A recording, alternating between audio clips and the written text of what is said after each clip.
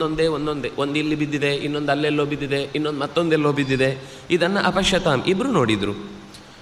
ತಾಂ ಪುಷ್ಪವೃಷ್ಟಿಂ ಪತಿತಾಂ ದೃಷ್ಟ್ವಾ ರಾಮೋ ಮಹೀತಲೆ ಉವಾಚ ಲಕ್ಷ್ಮಣಂ ವೀರೋ ದುಃಖಿತೋ ದುಃಖಿತಂ ವಚಃ. ದುಃಖಿತನಾಗಿ ಮತ್ತಷ್ಟು ದುಃಖದಿಂದ ಉದುರಿ ಬಿದ್ದಿದ್ದ ಹೂಗಳ ಸಾಲನ್ನು ಕಾಣುತ್ತಾ ಲಕ್ಷ್ಮಣನ ಬಳಿ ಈ ಮಾತನ್ನು ಹೇಳ್ತಾ, ಅಭಿಜಾನಾಮಿ ಪುಷ್ಪಾಣಿ ತಾನೀಮಾನಿ ಚ ಲಕ್ಷ್ಮಣ ಪಿನದ್ಧಾನಿ ಹವೈ ದೇಹ್ಯ ಮಯಾ ದತ್ತಾನಿ ಕಾನನೆ. ಇದನ್ನು ನಾನೇ ಕಾಡಿನಿಂದ ಹೆಣೆದು ತಂದು ಅವಳ ಮುಡಿಗೆ ಮುಡಿಸಿದ್ದ ಹೂಗಳಿವು.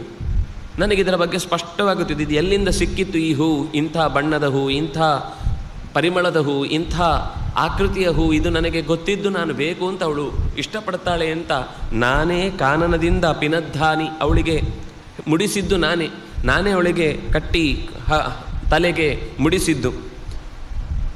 ಮನ್ಯೇ ಸೂರ್ಯಶ್ಚ ವಾಯುಶ್ಚ ಮೇದಿನಿ ಚ ಯಶಸ್ವಿನಿ ಅಭಿರಕ್ಷಂತೆ ಪುಷ್ಪಾಣಿ ಪ್ರಕುರ್ವಂತೋ ಮಮ ಪ್ರಿಯಂ.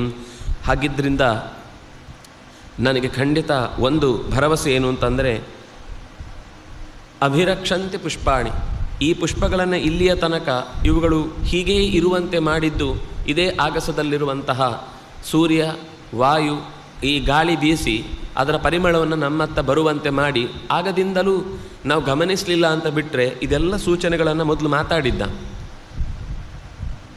ಮಮ ಪ್ರಿಯಂ ಪ್ರಕುರುವಂತಹ, ನನಗೆ ಪ್ರೀತಿಯನ್ನುಂಟು ಮಾಡಬೇಕು ಅಂತಲೇ ಈ ಎಲ್ಲ, ಯಾಕೆಂದರೆ ಸೂರ್ಯನ ಗತಿಯೂ ಕೂಡ ದಕ್ಷಿಣದ ಕಡೆಗೆ ಸಾಗ್ತಾ ಇರುವ ಹಾಗೆ ಕಾಣ್ತಾ ಇದೆ, ಗಾಳಿಯು ಅತ್ತಲೇ ಬೀಸ್ತಾ ಇದೆ, ಭೂಮಿಯೂ ಕೂಡ ಕೆರೆದು ಹೋದ ಗೆರೆ ದಕ್ಷಿಣದ ದಿಕ್ಕಿಗೆ ಇದೆ.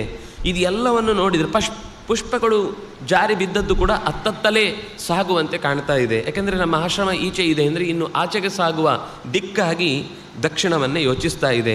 ಹೀಗೆ ಪ್ರತಿಯೊಂದರಲ್ಲೂ ಸೂಕ್ಷ್ಮವಾದ ಗಮನವನ್ನಿಟ್ಟುಕೊಂಡು